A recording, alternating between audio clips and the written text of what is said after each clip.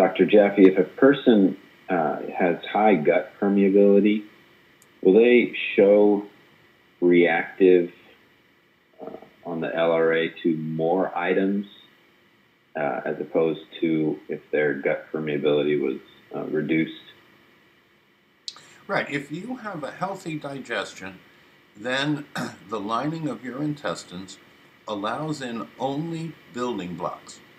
So only amino acids and dipeptides, simple carbohydrates, but managed through a slow process of liberating those carbohydrates from complex carbohydrates slowly in your intestines, having enough bile to make sure the fat-soluble, essential, beneficial fats and fat-soluble nutrients all get into the body.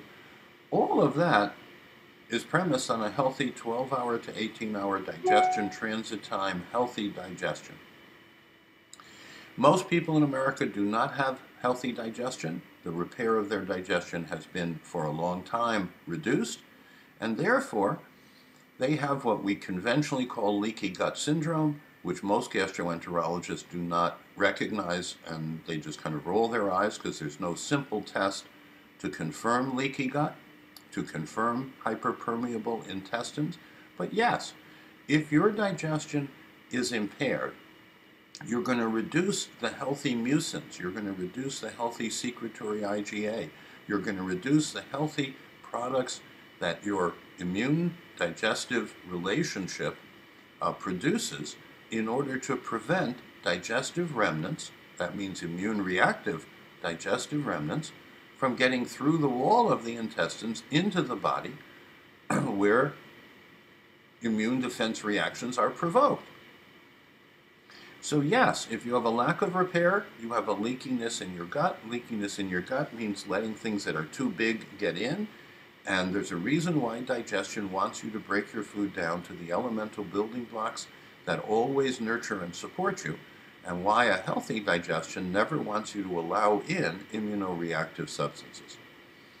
When you have a lack of repair due to an American type of diet, lack of fiber, lack of prebiotic, probiotic, lack of symbiotic recycled glutamine, the typical American does have some degree of repair deficit.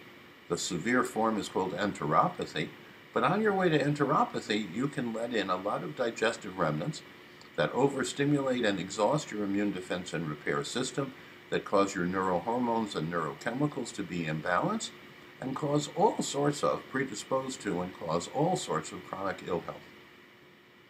So in the famous words of the 2,000-year-old man, don't do that. So follow the LRA plan, substitute for the time you need to repair and rehabilitate digestion, pay attention to the fact that the microbiome and metabolome are in intimate communion all the time.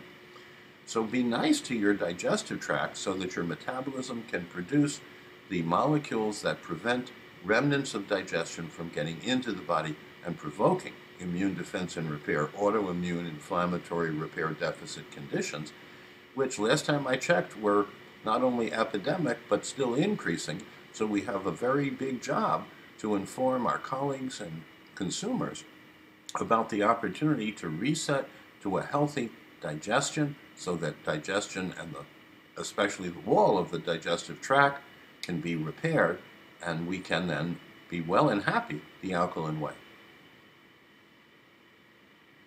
Thank you, Dr. Jaffe. I wanted to add on to that for some practitioners who are thinking that they need to focus on the gut first before they run the LRA. How would you, because from what I hear of what you're saying, it's likely going to help the person heal their gut faster if they avoid the reactive items that are shown by the LRA.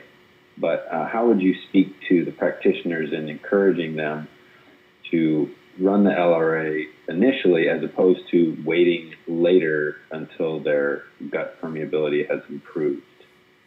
So when I hear that question from a colleague, it comes across as follows.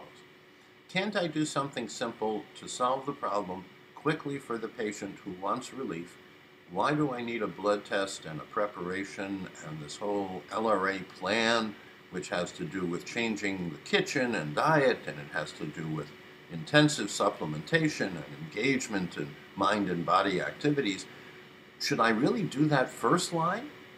And my answer is, if you want the better results, yes. When you have impaired digestion, it's not enough to just say, I have a Digestiguard multi-organism form. Why don't we just increase the amount of probiotic bugs? Maybe that'll help your digestion. And it can help your digestion, but it doesn't address the underlying cause, and so the problem persists, but it may be less intense. And so there are 2 or 3 reasons for doing the LRA test first, rather than whatever comes to mind about digestion. Because if you start with, I want a healthy digestion, well, then you want to know how much fiber, prebiotic fiber, 40 to 100 grams a day from diet and supplements. Probiotics, how much healthy bugs do you want to take in, 40 to 100 billion from fermented foods and supplements. Recycled glutamine to energize and help reverse the maldigestive dispositions that have led to the flooding of the body with immune remnants. That does not stop. The invasion does not stop just because you did one good thing for digestion. So usually what it comes down to is colleagues say to me, well, it's a commitment on the part of people. And I say, yes, it is a commitment. And I start with, do you want to live long and well? Do you want to join me and be dancing at 120, which is my goal? Do you want to evoke your human healing responses? Do you want to use physiology before pharmacology? Do you want to engage nature, nurture, and wholeness? Because if you do, then that leads you very quickly to the immune defense and repair system and the LRA by ELISA Act tests and plan. So to me, over 30 plus years of hearing the tales of woe and why simple solutions to complicated problems lead to patients for life that continue to suffer and very often move on from one practice to another. Whereas the colleagues that I know who have retained and grown practices that go on from generation to generation, and where the waiting rooms are filled with grateful friends of those who have been helped, are those who do LRA by ELISA Act tests and plans first, as first-line comprehensive care.